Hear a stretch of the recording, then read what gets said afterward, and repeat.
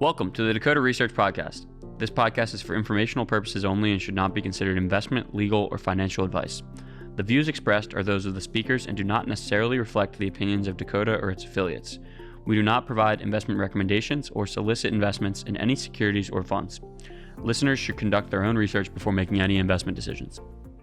Hello, everyone, and welcome back to the Dakota Research Podcast. Today, we're going to be talking about corporate venture capital. We have a new guest today. Peter Harris is a fellow colleague of mine on the research team here at Dakota. Peter, welcome. Thank you. Of course. Really excited to have you here.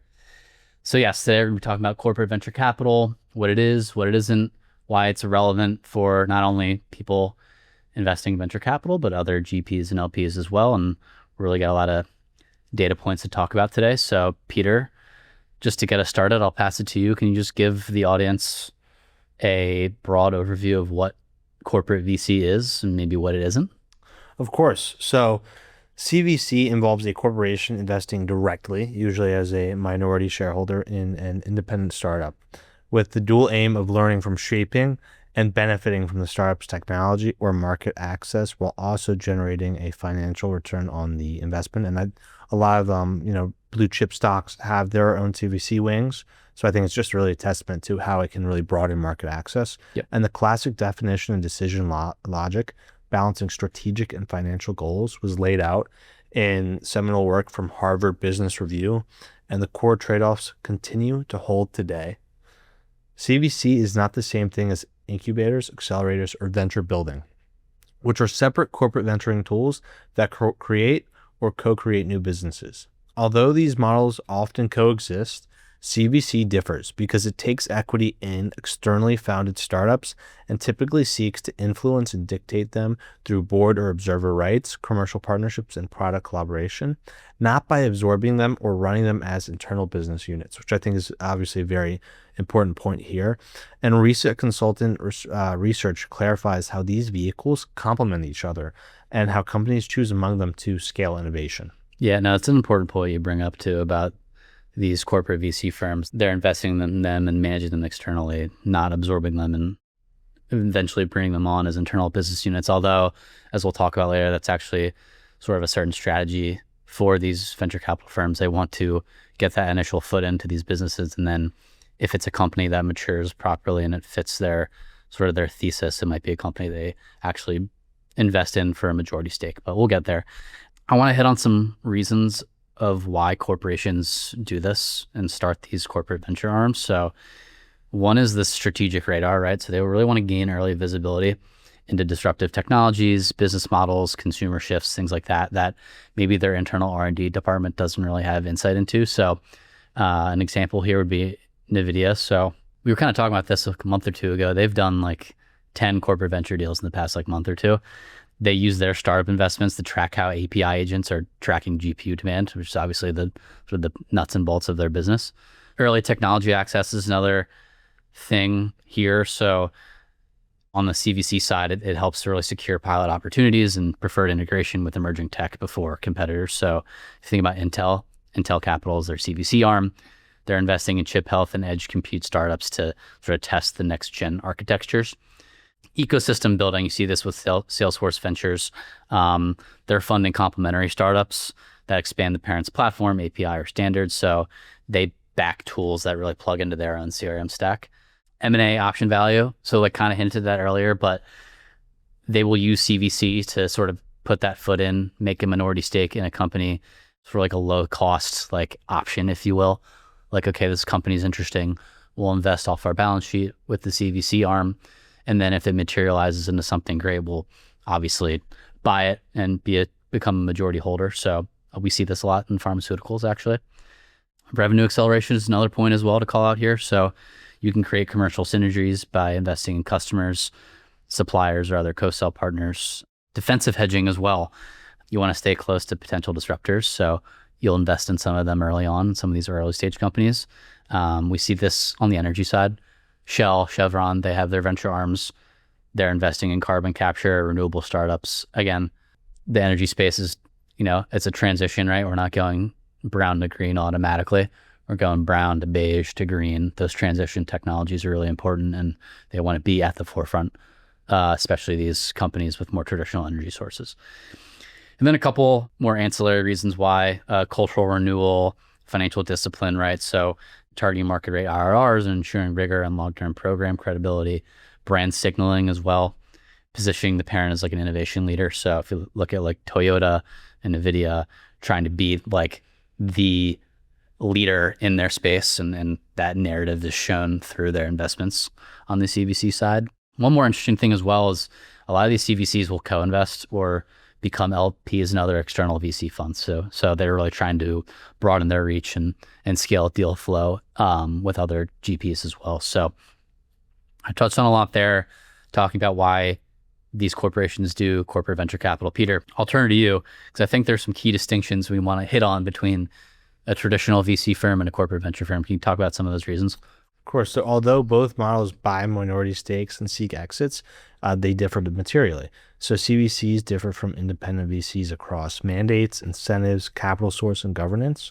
So for mandates and KPIs, traditional VCs optimize for financial return and fund DPI and TVPI, whereas CVCs must show strategic contribution to the parent. For example, pilot, shipped, or revenue pull-through, as well as return. So obviously there's different roles and safeguards in place. McKinsey and BCG argue that the best corporate investors explicitly translate corporate priorities into an investable thesis and then measure both strategy and return in the same operating cadence as business units. And I think it's really important to be able to adequately assess the efficacy of those investments. And I think that's the challenge here. And then so with capital source and time horizon, many CVCs invest from the corporate balance sheet, as you said, on a rolling evergreen basis, which can support longer strategic horizons. Global benchmarking indicates roughly 3/4 of corporations use balance sheet capital, although structures vary widely. And the talent incentives, compensation design differs materially. Industry surveys indicate that carry is uneven across CVCs, with the Silicon Valley Bank reporting that a little over half of top CVCs offer carry. So alignment and retention must be managed explicitly. And also, I just think something that you mentioned here that I think was a great point is like, why try and beat the competition when you can be the competition when you get a little bit of a stake? And I think that's what you see here. It's really interesting to me. I would love to see, obviously, we don't really have insight into this data, but how these corporate venture portfolios actually perform, given that their goals are different. You touched on it, right? Like a traditional VC firm, they make money by obviously exiting companies, and investors want DPI, right? That's just the name of the game in venture, and in venture recently it's been pretty hard to come by. So you might be seeing instances of venture firms, non-corporate venture firms at least, maybe selling companies and maybe not juicing all the returns they could potentially get because these investment funds have, a 10-year life maybe, and they want to exit companies and generate returns for their investors, and they don't have that long-term hold as maybe a corporate firm could have. So it's just like an interesting dynamic. But there's a couple operating models in the CVC ecosystem that you'll, usually see. So CVC units, they might range from like a tightly integrated strategy within the firm or almost like a near independent fund. It's almost like an appendage to the actual company. So the most common models you'll see, just traditional balance sheet investing, separate fund entity where the parent is really the sole or anchor LP. You have hybrid setups as well that will combine direct startup investments with fund-to-funds positions and sort of this complementary venture client flavor that will actually buy from startups without taking equity. Companies like BMW actually formalized a venture client approach to convert pilots into supply relationships. They'd structure like 4-month proofs of concept, and then that would scale maybe to a long-term supply agreement, which is actually pretty interesting. Another model, which is interesting as well, is actually down the street here in Philadelphia. There's a firm called Touchdown Ventures. They were acquired by Cerity Partners last year, but they offered CVC as a service. So they would partner with firms, I think Kellogg's, Avery Dennison, or a couple companies. Those companies would actually outsource their venture capital programs to a company like Touchdown, and they would manage basically the end-to-end process there, which I found pretty interesting. And that firm's had a ton of success. So we want to dig more into sort of where CVCs play in the venture ecosystem, where they play in the capital stack, maybe what stages they're investing in. So I think where we're seeing most of the activity in the transactions data that we're collecting through Dakota, early stage is where these firms are playing the most. They're very active in the early stages. I think the logic here is that corporates, they want optionality, right? So they want to make early bets that can maybe seed future pilots or acquisitions, and sort of, like I said earlier, they want that sort of like call option, if you will, get their feet wet early on and scale their investment and maybe acquire it outright if that company pans out. Moving later, sort of the mid-growth stage, a lot of CVCs also invest here if scale, traction, and customer signals are clear, sort of for like a risk reduction perspective. If you think like pre-IPO, like late stage venture, less common here, but if the startup aligns really closely with the corporate roadmap, you might see some transaction activity here. And then sort of secondary liquidity investments. I talked about this earlier with sort of the struggles of regular venture capital and the lack of DPI. Some CVC units are using capital to provide liquidity or buy shares in later rounds. Silicon Valley Bank had a CVC report. A decent chunk, 22% of surveyed CVCs use secondary markets. So while they do have that longer term investment horizon, there's still instances where they may want to seek liquidity. Maybe they want to free up some cash in the balance sheet and invest it somewhere else. Peter, I know we have a couple bullets here on just what the market looks like in 2025. If you want to touch on some of those points. Definitely. So corporate investors continue to be systemically important in venture markets. Global Corporate Venturing reports that in 2024, there are around 2,300 corporate investors active, and that corporate investors participated in about 1 in 6 startup rounds, while the value of rounds involving corporates rose by 20% to $133 billion. So obviously, clearly a huge presence in this field. Other data shows that while CVC is showing a cyclical dip in deal count, these firms are writing fewer but larger checks, and that U.S. targets and AI companies have concentrated the most corporate dollars. So it's, I think, really aligns with the not necessarily the quantity in terms of the deals itself. And I think that's really interesting. And I think it shows that there still is a huge hunger, just more about the deals that are drawing a lot of substantial investment. And then macro reports likewise show that the AI mega round phenomenon is reimagining quarter totals. KPMG cites the $40 billion OpenAI round as a standout driver of Q1 2025 and global figures. And then also, Alex, like what are some really notable CVCs and recent moves from the 2024-2025 time period? Yeah, no, thanks, Peter. And I think when I list through some of these examples, you'll notice the point that you brought up earlier. I talked about how CVCs are really participating earlier on the investment scale, seed, pre-seed, Series A, Series B. And you also pointed out that the deal count's coming down, so there's fewer checks, but the checks are larger. And I think that speaks to the broader trend happening here, where these early stage investments are, and these rounds that VC firms are raising, become really big. And there's less companies raising, especially like that Series A, Series B level, but the checks are becoming really big. And that is shown through some of the activity on the CVC level. So NVentures had a LinkedIn post about them a few weeks ago, just like how active they are in the CVC space. Just a couple deals over the last year or so, some notable ones. They joined N8N's $180 million Series C. They're a workflow automation platform. They invested alongside some stalwarts in the VC space, Lightspeed, Cell, some other really notable names as well. In August, just a few months ago, they also invested in Field AI. They raised $400 million across 2 tranches, sort of build AI brains for robots for use in heavy industry. Intel Capital, another CVC firm, they invest alongside them as well. So other corporates will invest alongside each other. So they want to expand into the ecosystem that is running on the NVIDIA infrastructure and really playing that game, which is interesting. Microsoft M12 is the name of their CVC arm. They're really backing cyber and AI infrastructure. A couple deals over the past year. They led a $15 million Series A of Adara, which is AI for SOC automation. And in July, they backed Reach Security. It was a $10 million round, which was focused on AI-driven direction and response. Kind of the trend here is it's consistent with Microsoft's roadmap of really trying to focus on security and Copilot roadmaps. Salesforce Venture is another one, really participating in some pretty large rounds. So last March, they led Together AI's $106 million financing, and later participated in the Together AI raise for $305 million. That firm's valued around a little over $3 billion right now. This is really showing Salesforce's interest in like the LLM infrastructure, which is really significant for Salesforce ecosystem. And you can see that in other examples as well. Alphabet's GV, which is their corporate backed but investment independent arm, they're really active in the life sciences space. Just last month, they participated in Treeline Biosciences' $200 million round. Intel Capital is another one.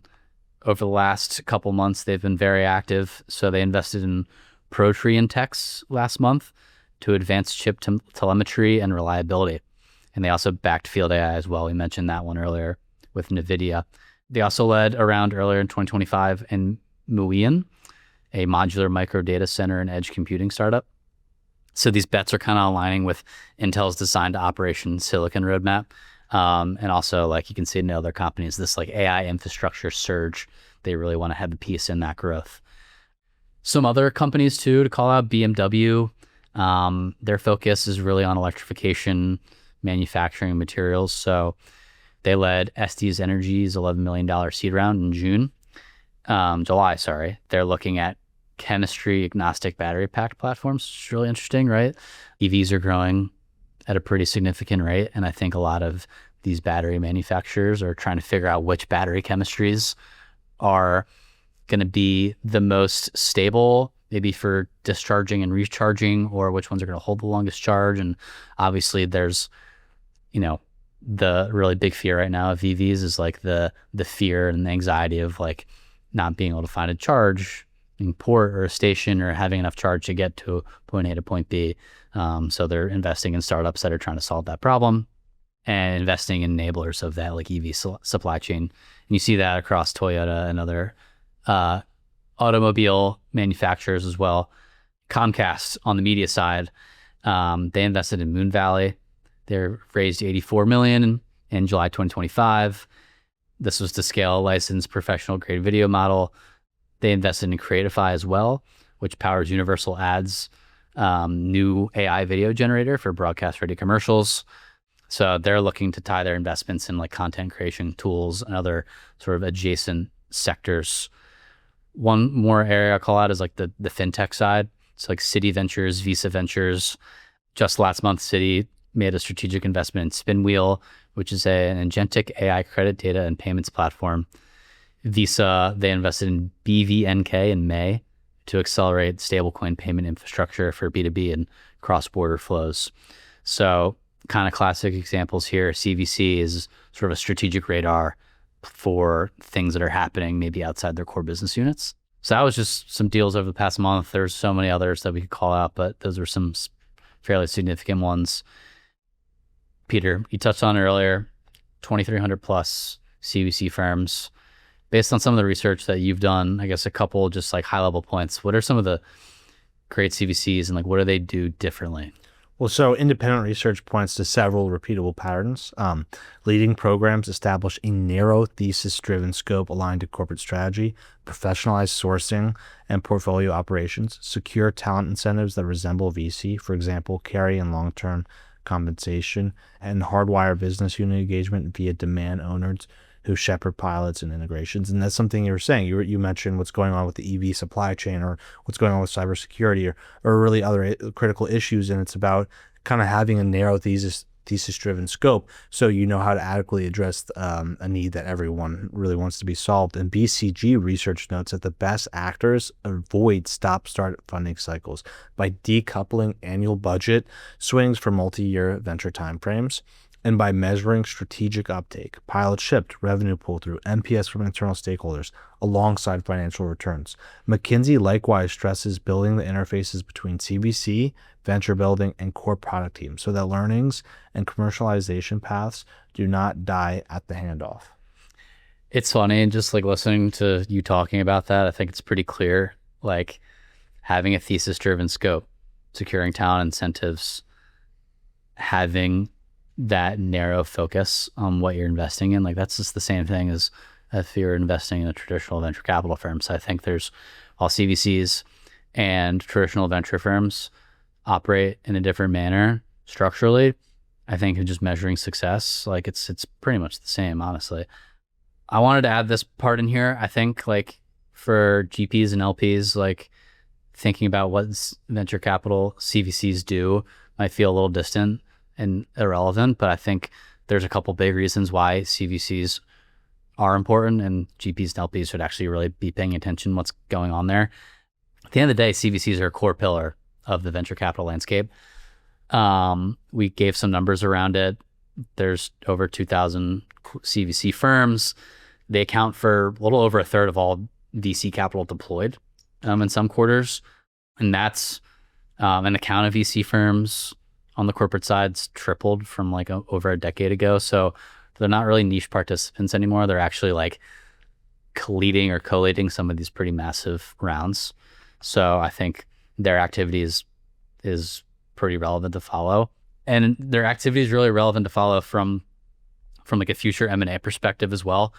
We talked about it earlier. So minority stakes for CVC firms is like this foot in the door. And like we talked about it, they make that CVC investment early on. And then if it pans out and materializes, they may make a strategic acquisition. If you're in the deal side for maybe a PE or late stage venture firm, it's really important to kind of like track that activity, because if you are a late stage venture firm or maybe a middle larger buyout firm, like strategics are, a really important buyer and a market participant at the later end. So there's a lot of interwoven aspects to that as well. When you think about corporates, they're both investors and potential acquirers. Like I was saying, this is really increasing like the amount of M&A velocity there is. And CVC involvement expands exit routes through strategic partnerships, carve-outs, structured secondaries that provide early liquidity. So this participation by corporates via CVC is really reshaping like the timelines and exit pathways, and things are happening much faster because these CVCs are participating in these deals. I mentioned it earlier, but CVCs are active not only as investing in private companies, but as LPs in other VC funds. So we've seen this in Cisco, Intel, Microsoft. They invest as LPs in other like independent venture funds.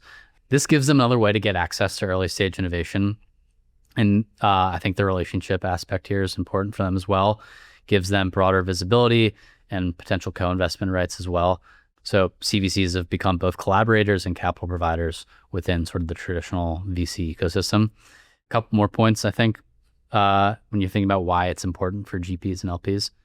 CVC activity is a barometer for corporate innovation health. So when you see rising deal counts in areas like AI or climate, it's a signal, right, that corporates are moving from experimentation to full adoption. So conversely, pullbacks in CVC activity often precede broader market caution or cost cutting. So if you are an LP and if you're an investor in late stage private markets, public markets, if you're kind of tracking where the corporate venture capital is making investments, if you see NVIDIA, if you're an investor in NVIDIA stock and you see them investing in a certain area of AI infrastructure, that might signal that broader segment might have some significant tailwinds behind it. So it's almost like a sneak peek into like what's the biggest growth subsector, if you will. As corporates are obviously the largest companies in the world, these CVCs are embedded with, some of the biggest companies in the S&P 500. So they're market movers. So if you see them making bets early on, that can be a signal for what the future holds. And finally, strategic collaboration with CVCs is becoming a new alpha source. So if you're a venture fund, if you're collaborating with CVCs, if you have a CVC as an LP, it opens doors to customers, data, potential acquirers. So having those relationships with CVCs can really only benefit you if you're a GP. So I think those are just a couple points to think about if you are listening, and if you're on the GP side or the LP side, like having these relationships with CVCs can be really important for acquisition targets, exit routes, and sort of just general knowledge sharing as well. We covered a ton there. Peter, can you just wrap us up, just like closing thoughts?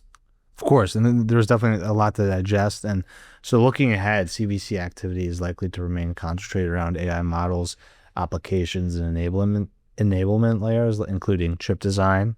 A lot of headwinds there, especially with what's going on with semiconductors, the CHIPS Act, telemetry, observability, data pipelines, and deployment platforms, as well as energy and climate, industrial autonomy, and financial infrastructure for 27 programmable money.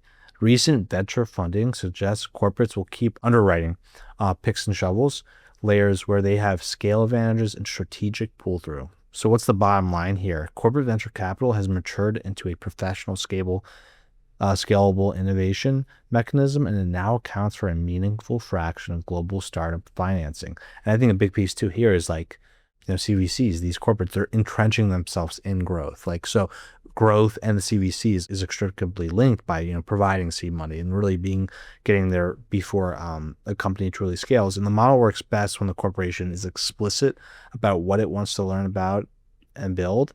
It equips it with the CVC with the right incentives and governance, and builds strong bridges from investment to product.